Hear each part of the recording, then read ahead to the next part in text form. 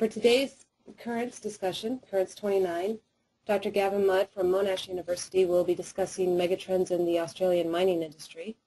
And also this webinar today is co-sponsored by the Australian Institute of Geoscientists as well as the Society for Mining, Metallurgy and Exploration. So I'll let Gavin take it away from here.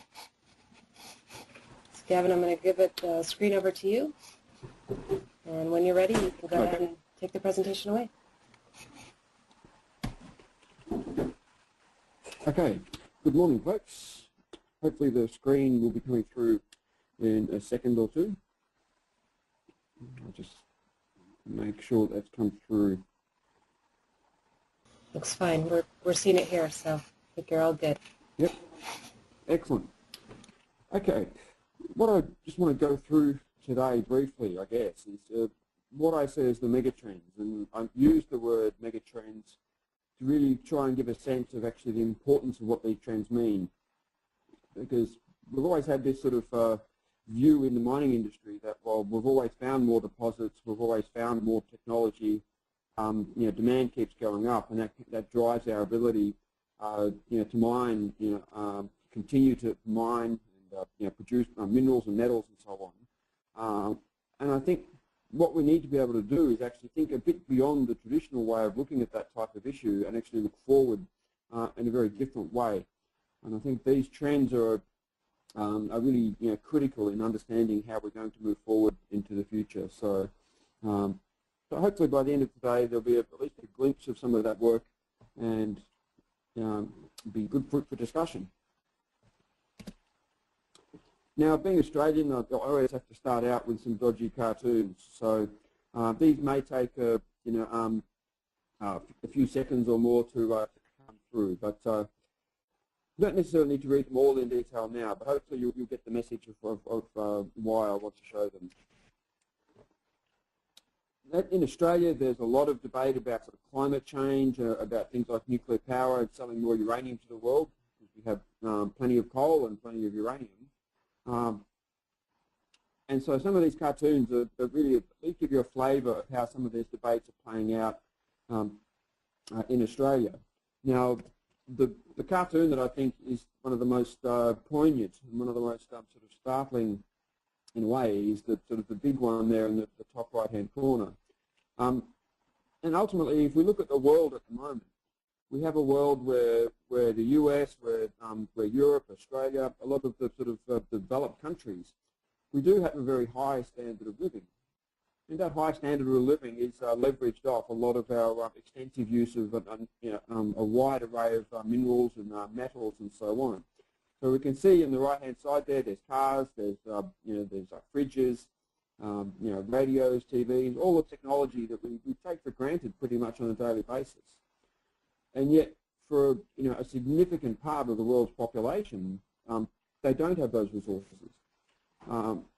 And sometime this century, the rest of the world wants to catch up. They want to be able to use the same technology, have that same standard of living. And yet, we're supposed to do that at the same time as actually driving down things like greenhouse gas emissions. And actually, viable energy resources given people and so on. So in a lot of ways, it's actually, we might be able to put it into a little cartoon like this. And this cartoon was done at the time of the Kyoto Protocol, 1997. And in a way, it is actually a real nightmare. Like, how can we actually move forward and look at the future of the mining industry when that's the sort of the ultimate sort of political and social problems we're trying to face? So I think it raises some interesting questions, and hopefully by the end of these sort of few graphs and so on, and after I explain them, you'll start to understand at least the way I look at this sort of problem into the future. So if we look at a lot of the megatrends, and although a lot of the data that I've sort of compiled as part of my research is focused principally on Australia, Australia, being a major mining nation, is really a microcosm of some of the same problems around the world. And certainly there is some data sets in similar countries like the US or Canada or South Africa, but not as extensive. I think the work I've been able to get to finish for Australia is amongst one of the most extensive studies like this. So some of these sort of trends which are really crucial in understanding, well, how much energy and greenhouse emissions or CO2 emissions will it actually take to produce minerals and metals into the future. One of the big ones, of course, is declining ore grades, and that may be the percentage of copper or the grams per tonne of silver, the grams per tonne of platinum group metals or whatever it happens to be. But we know that over time we've got this long-term decline in ore grade. Now, the other thing that's quite important as well is sometimes for some minerals, like say iron ore, you're not so much worried about the percentage of iron as much as you're worried about impurities, whether it be silica or phosphorus, or sometimes even manganese. And sometimes it's the impurities, or the quality of the ore that actually is more critical than just the ore grade itself. Certainly in Australia, there's some examples where different lead zinc deposits, like say the MacArthur River deposit in the Northern Territory, is incredibly hard to process, even though it's actually quite rich and as large as Broken Hill. The other one, of course, is over the last 50 years, we've moved almost entirely from underground mining to almost dominantly open cut mining with all of its attendant waste rock or overburden as well. That has implications in terms of land use, but the sheer volume of waste rock that we're moving now really has no analogue in our rehabilitation of older mines because they're a lot smaller. And that poses quite significant engineering challenges and so on as well. In some fields, we're moving into very deep underground mining, like in South Africa, for example. They're now down to 4.3 kilometres in terms of their gold mines. The Sudbury Basin, they're now down to 2.5 kilometres in terms of nickel copper there. And some of the one of the biggest copper discoveries recently in America, of course, is the Resolution Copper Project in Arizona at 2 kilometres depth. So that's going to be an increasing trend, I think. So I think, given peak oil, I think open cut mining may be, at its peak and will probably start to decline longer term. We'll see. The other issue, of course, is more complex refractory ores, and I mentioned that's very closely linked to the quality, also whether it be impurities such as arsenic. Things like the REACH regulations now in Europe regulate the amount of impurities and other sort of contaminants in things such as, say, copper concentrate and so on that are imported into the European Union. So some of these issues are becoming, deposits that we've never touched before because they're too difficult, we're now having to actually look at. And that creates issues with respect to technology and cost and energy, etc. We do have continually growing demand, and of course, most recently that's been underpinned by China. Increasingly, that'll be underpinned by countries like India. But that does place pressure on our economic resources. So in a lot of ways, we've got to think a bit beyond of just the fact that we can always find more.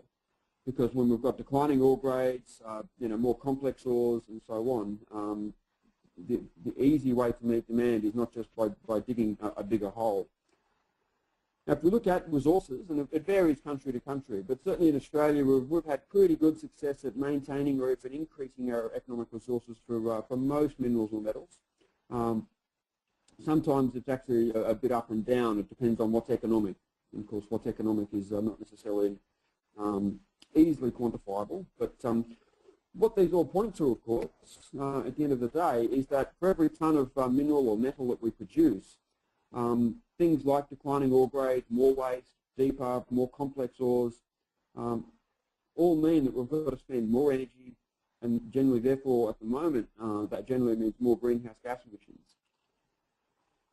So if we think about that, every tonne of metal that we're going to be producing into the future, given our existing technology, will require more energy and more CO2 at the same time as we're also getting higher demand. That's quite a challenge. That's that challenge we were talking about just before in terms of that greenhouse challenge. So let's look at some of the graphs. Right, this is the graph basically of most minerals and metals in Australia in terms of their production over the last 150 odd years. And again, each of these colourful lines tell a unique little story. We could look at lead, we could look at silver, we could look at gold or copper. But that trend that I've just sort of shown there with the sort of that big grey arrow, most have grown exponentially over time. Maybe some have started to plateau out, like manganese, for example, or maybe even, say, nickel. But again, A lot of those are variable because of either World War One and some of the strikes, for example, or sometimes they have continued to grow because of new discoveries. So there's that long-term trend of that exponential growth that I think is the really critical one to understand. And of course, the longer that trend continues, the harder and harder it gets to find more resources to keep matching that growth in demand. So we always have to keep that in mind. We'll move on to the next one. Now, this next graph shows ore grades over time for most sort of metals or minerals in Australia. And again, each of these can tell a unique and a valuable story. If we look at, say, copper here, the 1840s when we first started mining copper on a significant scale in Australia, so around about the early 1870s or so, early 1880s, all of that time was very rich copper ore. It was very close to the surface, but it was largely oxidized copper, or copper ore. When we look at, by the time we get to the 1890s, we know that all of those ores had been mined, and we've now moved into the sulfide, the main sulfide ore bodies, which were larger in their size, but generally lower grade. And so from the 1890s onwards, we moved from the copper oxide projects into copper sulfide, such as Mount Lyell, Mount Morgan, and the Cobar Field, Moonta-Wallaroo in South Australia, and so on. So we can see that sort of change over time. There's a period where it went up in the late 1920s because open cut mining shut down. They moved to underground mining due to the low copper price and the higher grade in the underground mines at Mount Lyell. The 1930s, open cut mining was regenerated again, based on very large but low grade deposits at Mount Lyell and Mount Morgan. 1950s, we get to Mount Isa, which is a very rich copper deposit in Western Queensland. And it's underground mining. It increases the average grade. So we can see that sort of trend over time, where there is variability there that depends on the different deposits and so on. But again, the major trend, the mega trend that I'm interested in is this one, sort of that grey arrow that's now coming down. And again, we can see that whether we're looking at gold, whether we're looking at silver, whether we're looking at lead, uranium, or other metals there, the long-term trend is always downhill. It's always going down over time. I think that's really important. If we think about sort of the context, say to get a ton of copper back in the 1840s, only required 5 to 10 tons of ore. Now to get a ton of copper, we're now requiring 100 tons of ore. Right, so the 100 tons of ore requires energy to mine, it requires energy to process, and so on. So as ore grades continue to decline, that's going to become a bigger and bigger problem. It drives this whole need for more energy and therefore the result of more emissions. Now I mentioned waste rock, and one of the big issues, of course, is just the sheer volume of waste rock that we now mine. And we can see this is not all data. This is only the data that you can find that's reported. Now we can see, pretty quickly that the major trend is this exponential growth. Now it's worth pointing out the units for black coal. In black coal, we're now moving in Australia close to 2 billion cubic metres per year. Right, so we're, depending on what density you assume, you're looking at somewhere of the order of 3 billion tonnes of material per year just in black coal alone. Right, now gold has a few hundred million tonnes, but that's only what has been reported. There's a number of open cut gold mines that don't report their waste rock. And of course diamonds has gone up and then started coming down because diamonds is only one mine, the Argyle Diamond Mine in Western Australia. But that long-term exponential growth, now if we think from an engineering point of view, why is that important? It's because of sites like this. This sort of photo here. This is from a rehabilitated waste rock dump. It's from the old Rum Jungle uranium mine, which in the Northern Territory. That mine was rehabilitated in the 1980s, about 25 years ago, at a cost of about $25 million. So we can see this is taken about 2 years ago, this photo, and we can see the sort of salt scar that's coming down, and we can see the sort of seepage that's coming out of the bottom as well. So this is a rehabilitated waste rock dump where clearly rehabilitation has failed. And Rum Jungle was a very small site compared to what we're dealing with now. It only had about 5 million tonnes of waste rock in total, whereas now we're moving billions of tonnes. That's the sort of thing. If we think about what that means, I'll show another photo of the river adjacent to that waste rock dump. And being a wet, dry tropics, this photo is taken in the dry season, so there should be no water in the riverbed. But it shouldn't look like this either. It shouldn't look like a salt landscape. So if we think of the several billion tonnes we're mining in Australia every year in terms of ore plus tailings, if we get, let's assume that we get 99% of the rehab right. And I think that's any engineer would agree that that's a very optimistic figure. That means we're getting 1% wrong. And therefore that 1% is now tens of millions of tonnes, and that's every year and growing.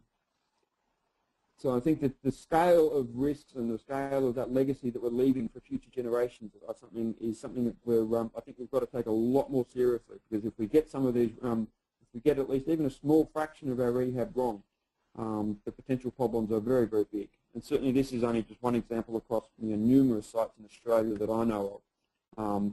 But it's the same problem that America's facing, that China's facing, that any mining nation always faces. Now, I mentioned that a lot of these sort of trends really underpin the whole concept of the increasing energy and CO2 emissions. This is some work that I've had published looking at gold mining, and so I'll run people through it. This data set is based on reported data in sustainability reports throughout the, pretty much across the world, across most continents. So we see the first thing here is the gold grade on the bottom.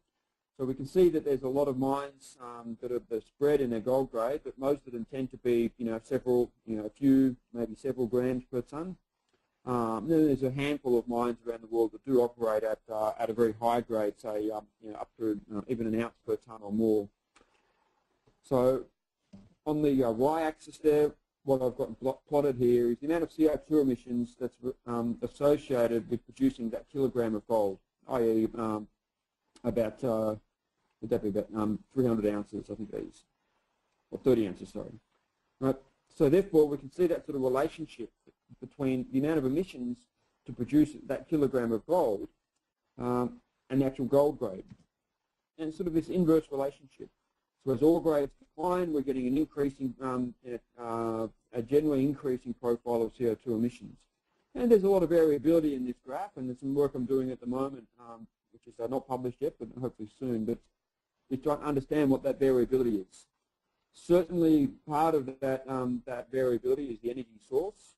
Are they using hydroelectricity? Are they an underground mine or an open cut mine? And so on. Is there scales, different project scales that also affect that or not? There's some questions related to what's driving that variability in CO2 emissions, but the broad pattern is pretty clear. As ore grades decline, you're getting an increasing footprint, per kilogram of gold produced. And I think it's very similar. If I could show the energy graph, I could also look at other metals. I've also looked at uranium and nickel and so on as well. And so it's that same sort of picture. We know that as grades decline, we get that higher energy and CO2 footprint. And that's a big challenge for the future of mining. Next, I think one of the reasons why I think we do need to think differently about this century as opposed to the last century is that we have to look at things like recycling, technology and other systems. And I think one of the really positive examples I've seen in this way is the Swedish mining company Boliden. Now, Boliden, of course, used to own the Los Frailes zinc mine in southern Spain that had the tailings dam failure back in the late 90s. So they've learned some of these problems about waste management. But also, they've also started to think forward as well and think about the future and develop their business plan. They're one of Europe's biggest e-waste recyclers. And we can see from their photo here that 1 tonne of mobile phone, in terms of e-waste, would give them between 50 to 150 kilograms of copper, several hundred grams of silver, a few hundred grams of gold, and surely there would be other things such as platinum and tantalum and other metals in there as well, which would be quite high value. And yet we can see that based on their copper mine or copper gold mine that they operate at Aitik in Sweden, we can see the difference that a ton of that ore actually gives them. It's only a few kilograms of copper, a few grams of gold, and a fraction of a gram of silver, and a fraction of a gram of gold. So if we're looking at it from a business case point of view, which one's got the greater contained value? And it's pretty obvious that the mobile phone actually has a lot more intrinsic value in terms of the amount of metals and so on. Now, Boliden use, in terms of their recycling technology, they use the sort of the plastics and the carbon embodied in that as part of the energy source and as part of their smelting technology to make it a very energy efficient and also minimise things such as pollution. So there's real opportunities there, I think, to think differently about the future, where we won't have to mine as big a deposit, say, as some of the projects that are out there, because that's the way we've always done it. We can actually mine things and set up systems such as e-waste recycling. We can look at our, like we're doing with platinum and the catalytic converters from cars, we can actually then translate that into building our recycling systems, developing technologies. And so that way, when we look at some of the technologies that are on the horizon, such as electric cars, lithium batteries, we can actually really look at the ways we develop that infrastructure and so on right from the very start.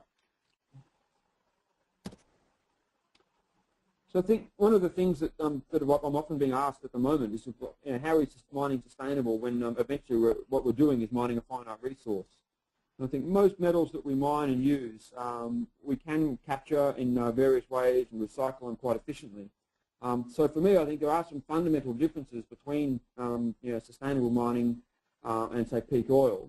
But there are some aspects of peak oil that I think are very relevant and very similar to what you could call peak minerals. Right. And I think the way I often explain things, our patterns of the past, the way that we've been able to drive the industry, develop new mines, develop new technology, we have met that growing demand through our industrialisation, through our ongoing standard of living, and so on. And that's fine. That's the patterns of the past. But I think when we think forward in terms of what we're looking at and the challenges that we need to face, such as climate change, and equity in terms of consumption and so on across the world, I think the patterns of the past cannot simply be extrapolated into the future. I think that's a really clear issue. Right. What we have often underestimated in that process of the patterns of the past is a lot of the environmental costs, whether that be acid mine drainage at sites like Rum Jungle, or many rivers and so on in America or Canada, elsewhere across the world. We've also underestimated the amount of energy, the cost of energy. And as the cost of energy increases due to things like peak oil or greenhouse costs and so on, that's going to be another big issue. We've also underestimated impacts on ecology and biodiversity, the amount of mine waste that we're dealing with now and the water resource impacts and so on. So I think we've often underestimated that historically, and I think we are getting better at dealing with that and identifying that. I think we've still got a good way to go. Right. So I think ultimately what we're looking for into the future in terms of peak minerals and sustainable mining or peak oil, etc., is we need to think a bit more radically than what we currently are. Right, we need to plan for peak minerals and actually say, well, okay, if we extrapolate some of those patterns of growing demand for 50 years into the future, we can get some pretty silly numbers. And clearly that's unsustainable. But what we can sustain is smart patterns that capture recycling, that capture efficient use. So we can still have the same services, we can still have that same standard of living, but we deliver those services and we deliver that standard of living in a different way than what we currently are. So I think that's a big challenge. That's something that I know my colleagues and I in Australia were looking at, and I know there's others around the world as well that are very interested in that. So I think that's sort of, I think, the really big challenge of what a lot of these mega trends really mean. Just finally, if people are interested, a lot of the graphs and data that I've used today is available in my main report. There's also other papers or journals and from conferences and so on as well. The links there for my website where I've got all my papers listed, but also happy to receive emails, and I'll respond to those as quickly as I can. But finally, just like to thank Lita and the AGI for the opportunity today, and we'll open it up there for questions. Thank you. Thanks, Gavin. I'm just going to go ahead and take the presentation back here. And just to let everybody know, for those attending, if you have a question, feel free to go ahead and type it into the question box there on your webinar panel, and we'll go ahead and fill those questions to Gavin. Gavin, I had one question to start off with. Looking at what you were saying about e-waste, I was thinking more about hybrid cars and all of the technologies that will be coming online as countries turn more towards sustainable technologies. One of them specifically here in the U.S. is the rise of the amount of hybrid cars that are on the road and the numbers that will continue to increase. How do you see that impacting, say, mining demand, especially with declining ore grades, with the increase in demand? And also, has anybody looked at the efficiency in recycling, say, the batteries coming out of those hybrid cars? Yeah, at the moment, the lithium batteries is something that's there's not really a very high demand for lithium yet compared to, say, a lot of other metals that we have. So I think at the moment there's real opportunities there to look into that we don't have. Now, if you look in Europe, BMW and Volvo and others, there's a lot of research, and they've already got designs in place where they've got a car that can be produced, used, and then when it's sort of sold or retired from the fleet, it can be recycled very easily. So, and every part of it can be recycled. So I think one of the issues, if we look at things like battery technology, over the last 20 years, we've had pretty much a radical revamp in battery technology, from the old alkaline batteries through to nickel metal hydride to the lithium batteries that we're now using. So although I think as people say, oh well, that means we might say run out of lithium. I think, well, no, we've never really had a big demand for lithium in the past, so we've never really explored for lithium that much. Australia supplies about 20% of the global lithium market just from one mine alone, and that's our only lithium mine. We're now building a second one to try and capture some of that future demands and so on. But I think in a lot of ways there's opportunities to build in some of the recycling opportunities than what we currently do. I think one of the strategic weaknesses in the industry at the moment is over the last 10 to 20 years, a lot of the major mining companies have tended to get out of sort of smelting and refining generally, and leave that to sort of specialist sort of smelting or refining companies. Whereas it's cheap at the moment to just keep digging up, keep digging dirt or ore to process, and so it's not, at the moment a lot of the sort of recycling options are still expensive in a comparative sense. So that's going to change, and I think that's something that I think will be a big issue in the near future over the next decade or two. So I think Boliden is probably the example that I've been able to see at least, where they're capturing that opportunity from a business case and making it work for them. It's a very profitable enterprise for them. So we'll see where it all goes, but I think that there's opportunities there, and I think at the moment there's certainly some weaknesses in the way the current industry is configured.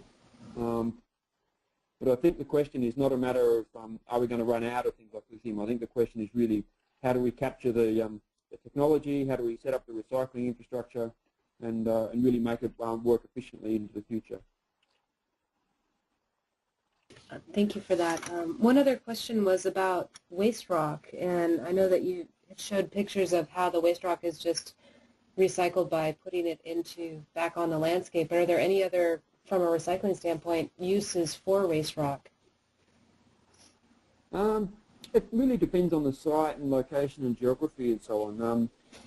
If you look at the alumina industry in south of Perth in Western Australia, they've been looking at ways to separate out the sort of sand fraction from the red mud derived from processing bauxite into alumina. And that sand can then be used in construction materials and so on. And because of some of the residual alkalinity in there, that actually has slightly better characteristics, say as road base or things like that. Now that works because that industry is a very large industry, so it's got a very large sort of throughput in terms of its waste, but also it's close to areas that have a high demand for things like construction materials. A lot of mines, especially in Australia, but around the world, a lot of mines tend to be remote from population centres where waste rock can be used in scenarios like that. I think one of the trends that we'll see as well, this century a lot more, is in order to rehabilitate a lot of sulfidic waste rock, I think what we'll have to look at is actually ways of putting that waste rock back in the open cut and backfilling previous open cut mines. And I think that's something that I think we'll have to look at a lot more seriously, rather than leave a long-term risk of acid mine drainage into the future. The best way to mitigate that is to get it below the water table, below into groundwater where it's saturated, and therefore the risk of oxidation is extremely small.